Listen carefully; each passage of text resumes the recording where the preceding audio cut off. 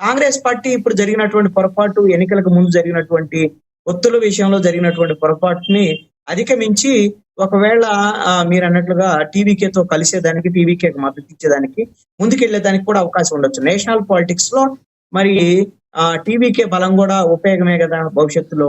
India కూటమిలో చేరడానికి అవకాశం ఉంది. మాకు ఐడియాలజికల్ రైవలిటీ ఉంది బీజేపీతో అని విజయ్ చెప్పున్నాడు కదా. అలాంటప్పుడు కాంగ్రెస్ ఇప్పటికైనా సరే పునరాలోచన చేసుకొని టీవీకి మద్దతు ఇస్తే బానే ఉంటుంది అని చెప్పేసి నేను కూడా అనుకుంటున్నాను. చూడాలి ఎలా జరుగుతుంది అనేటువంటిది. టీవీకే విజయాన్ని మాత్రము ఎవరు అంచనా వేయలేదు. ఎగ్జిట్ పోల్స్ కూడా అంచనా వేసినటువంటి పరిస్థితి లేదు. ఒక యాక్సిస్ మై ఇండియా అనేటువంటి ఒక సంస్థ, ఇంకొక చిన్న సంస్థ ఒకటి, వాళ్ళు కూడా కొత్తగా వచ్చినటువంటి పోలీస్ అధికారి సంబంధించినటువంటి ఆ సంస్థ వాళ్ళు టీవీకే 125 స్థానాల వరకు గెలవడానికి అవకాశం ఉంది. సొంతంగా ప్రభుత్వాన్ని ఏర్పాటు చేయొచ్చు, టీవీకే ప్రభంజనం ఉంది, రాబోతుంది అని వాళ్ళు చెప్పారు. దాన్ని ఎవరు నమ్మలేదు. ఎందుకోసం అంటే కొత్తగా పెట్టినటువంటి పార్టీ, సినిమాలో కొంత ఇమేజ్ ఉండేటువంటి మాట వాస్తవమే, అభిమానులు ఉండేటువంటి మాట వాస్తవమే కాదనటంలా, ఈ అభిమానులందరూ ఓటర్లుగా మారాలి కదా. సరే, ఓటర్లుగా మారినటువంటి వాళ్ళందరినీ కూడా మరి పోలింగ్ బూత్ వరకు తీసుకెళ్లే నాయకులు కావాలి కదా. అలాంటి పరిస్థితి ఎక్కడ ఉంది? విజయ్ తప్ప మిగతా నాయకులు లేరు కదా. ఒక ఫెమిలియర్ ఫేసెస్ అనేవి లేవు కదా అనేటువంటి ఇలాంటి అనుమానాలు, చాలా ప్రశ్నలు ఉన్నాయి. ఈ ప్రశ్నలన్నిటినీ తిప్పికొట్టేటువంటి విధంగా ఈ విజయ్ ఇమేజ్ అనేటువంటిది ఈ ప్రశ్నలన్నిటికీ సమాధానంగా నిలిచినటువంటి పరిస్థితి ఉంది. ఈ విజయ్ ఈ విధంగా సింగిల్ లార్జెస్ట్ పార్టీగా 105 నుంచి 110 స్థానాల వరకు గెలుచుకునేటువంటి పరిస్థితికి రావటానికి ఉన్నటువంటి పరిస్థితులు ఏమిటి అని అంటే, ఒకటి స్టార్డమ్, దాంట్లో ఎటువంటి సందేహం లేదు. ఒకటి, ఒక రాష్ట్రం అభివృద్ధి చెందాలంటే కృష్ణాంజనేయులు గారు, ఒక రాష్ట్రం అభివృద్ధి చెందాలంటే కేంద్రం యొక్క సహకారం అనేది 100% అవసరం. ఎడ్యుకేటెడ్ పీపుల్గా అందరికీ తెలిసిన విషయం. కాబట్టి ఈ విషయంలో రాష్ట్ర అభివృద్ధి దృష్ట్యా ఒకవేళ అన్నా డిఎంకేతో కలిసి వెళ్ళే అవకాశం లేకపోలేదంటారా?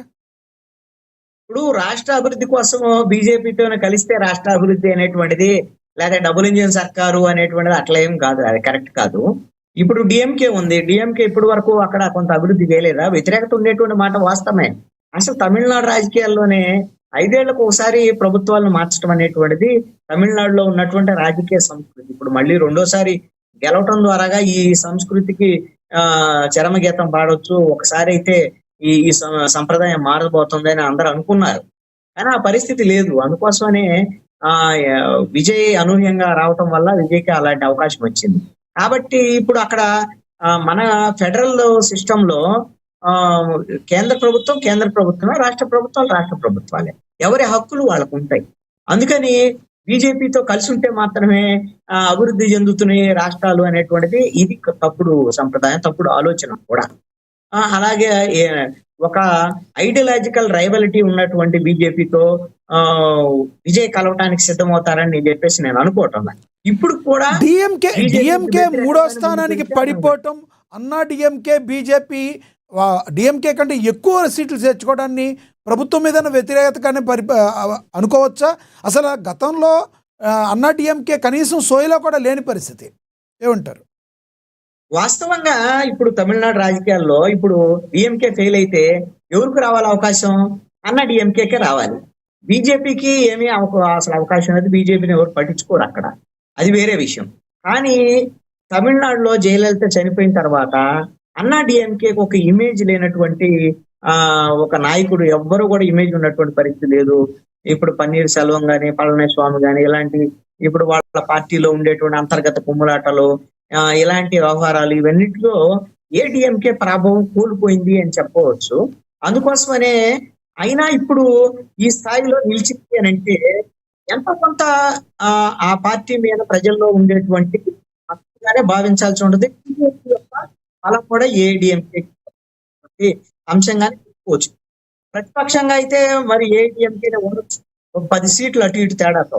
డిఎంకే కన్నా ఒక 10 సీట్లు బీజేపీకి ఎక్కువ వస్తాయి అనుకుంటా. బీజేపీకి ఏమొస్తే నాకు తెలిసి 2-3 సీట్లు మించి రాకపోవచ్చు అని చెప్పేసి నేను అనుకుంటున్నాను. ఏడీఎంకే అయితే ప్రతిపక్ష హోదా అయితే నిలుపుకునేటువంటి పరిస్థితులు అనూహ్యంగా ముందుకు వచ్చినటువంటి ఉంది. విజయ్ కలిసి వచ్చినటువంటి అంశము తన స్టార్ ఇమేజ్ తో పాటుగా ప్రభుత్వ వ్యతిరేక ఓటు, ప్రభుత్వం ఫెయిల్ కావటం, ప్రభుత్వం మీద తీవ్రమైనటువంటి విమర్శలు చేయటం, అది కూడా సహేతుకమైనటువంటి విమర్శలు చేయటం, తన ప్రసంగాలు అద్భుతంగా ఉండేటువంటి విధంగా చేసుకోవటం, విస్తృతంగా ప్రజల్లోకి వెళ్ళటం, తన ఆ అనేకమైన ఎక్కువగా సభలు సమావేశాలు నిర్వహించగలటం, యువకుడుగా ఉండటం, ప్రధానంగా జెన్జీని ఆకర్షించటం అనేటువంటిది, యువత, మహిళలు, ఆ దళిత వర్గాలు విజయ్కి మద్దతుగా నిలిచినటువంటి పరిస్థితి ఉన్నాం. అందుకనే అనూహ్యమైనటువంటి ఫలితాలని విజయ్ సాధించినటువంటి పరిస్థితి మనం చూస్తున్నాం.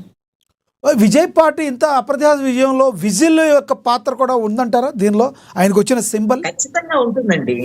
విజిల్ అనేటువంటిది చాలా ఈజీగా ఇప్పుడు జనానికి తొందరగా రీచ్ అయ్యేటువంటి ఆ విజిల్ అనేటువంటి ఒక సౌండ్, ప్రతి సౌండ్ కూడా మనకి ఏదో ఒక రకమైనటువంటి ఒక వైబ్రేషన్ క్రియేట్ చేస్తాయి. విజిల్ కూడా అలాంటి సౌండ్, విజిల్ సౌండ్ మనకి ఒక ఉత్సాహాన్ని ఇచ్చేటువంటి సౌండే, దాంట్లో ఎటువంటి సందేహం లేదు. అలాంటి ఎన్నికల గుర్తు ఖచ్చితంగా ప్రజల్లోకి తొందరగా ఎన్నికల గుర్తు వెళ్ళటానికి ఆ విజిల్ అనేటువంటిది ఉపయోగపడ్డటువంటి అంశమే, దాంట్లో ఎటువంటి సందేహం లేదు. అలాగని ఎప్పుడంటే ఇలాంటి ఫ్యాక్టర్స్ అన్ని ముందు విజయ్ ఆయన సినిమా స్టార్డమ్, తర్వాత యువత, ఇలాంటి ఫ్యాక్టర్స్ అన్ని పనిచేసిన తర్వాత ఇలాంటి అదనంగా పనిచేస్తాయి.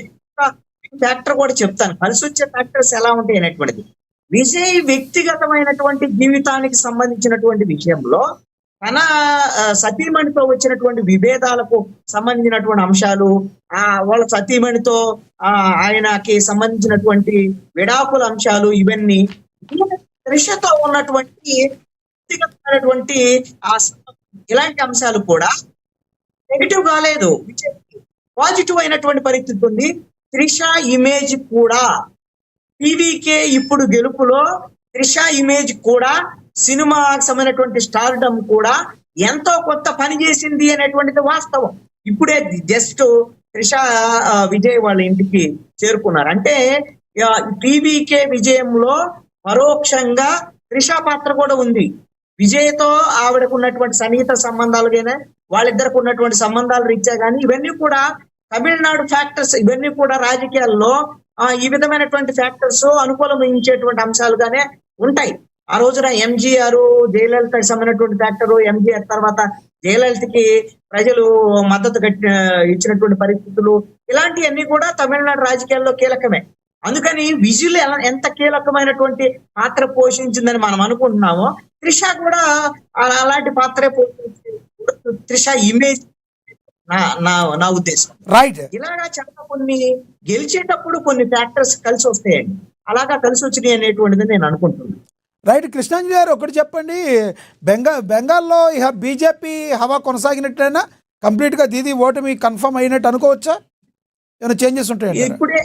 ఇప్పుడే ఆవిడ మమతా బెనర్జీ మాట్లాడారు, కేవలం 3 రౌండ్ మాత్రమే అయినాయి, ఇంకా చాలా రౌండ్లు ఉన్నాయి, ఆధారపడొద్దు, ఉండండి అని చెప్పేసి వాళ్ళ కాంగ్రెస్ శ్రేణులకి మీరు కేంద్రాల దగ్గరే ఉండండి అని చెప్పేసి ఇచ్చారు.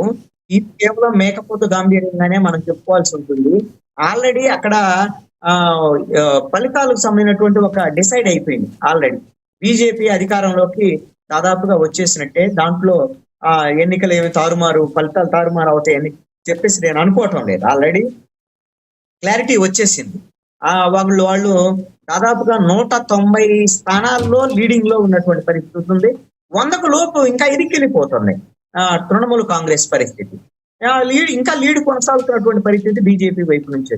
కాబట్టి బీజేపీ అక్కడ గెలుపుకు సంబంధించినటువంటి విషయంలో ఈ క్రెడిట్ ఖచ్చితంగా నరేంద్ర మోడీ, అమిత్ షాకే దక్కుతుంది, దాంట్లో ఎటువంటి సందేహం లేదు. వాళ్ళు అతిపెద్ద రాష్ట్రంలో గెలుపు కోసం వాళ్ళు చేసినటువంటి ప్రయత్నం ఫలించిద్ది. ప్రభుత్వం మీద ఉండేటువంటి వ్యతిరేకత, ప్రజల వ్యతిరేకత, తృణమూల్ కాంగ్రెస్ కు వ్యతిరేకంగా ప్రజలు తీర్పిచ్చారనేది మనం అంగీకరించవచ్చు. రైట్. ధన్యవాదాలు సార్, మీ అభిప్రాయాన్ని తెలియజేసినందుకు కృష్ణాంజనేయులు గారు, ధన్యవాదాలండి. రైట్. మనతోటి రాజకీయ విశ్లేషకులు పాపిరెడ్డి గారు కూడా ఉన్నారు, ఆయనతో కూడా మాట్లాడదాం ఒకసారి. పాపిరెడ్డి గారు నమస్తే సార్.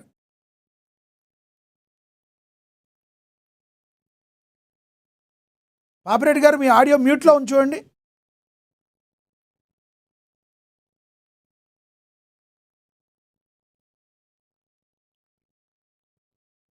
పాపిరెడ్డి గారు ఆడియో మ్యూట్లో ఉంచుకోండి. ఎస్, పాపిరెడ్డి గారితో మళ్ళీ మాట్లాడదాం. మనతోటి సుధాకర్ గారు ఉన్నారు, సుధాకర్ గారితో మాట్లాడదాం, రాజకీయ విశ్లేషకులు. సుధాకర్ గారు నమస్తే అండి. నమస్తే అండి. సుధాకర్ గారు ఏమంటారు? ట్రెండ్స్ని బట్టి చూస్తే ఏం చెప్తారు? తమిళనాడులో కావచ్చు, బెంగాల్లో కావచ్చు, అస్సాంలో కావచ్చు, అదేవిధంగా పుదుచ్చేరిలో కావచ్చు, ఏం చెప్తారు?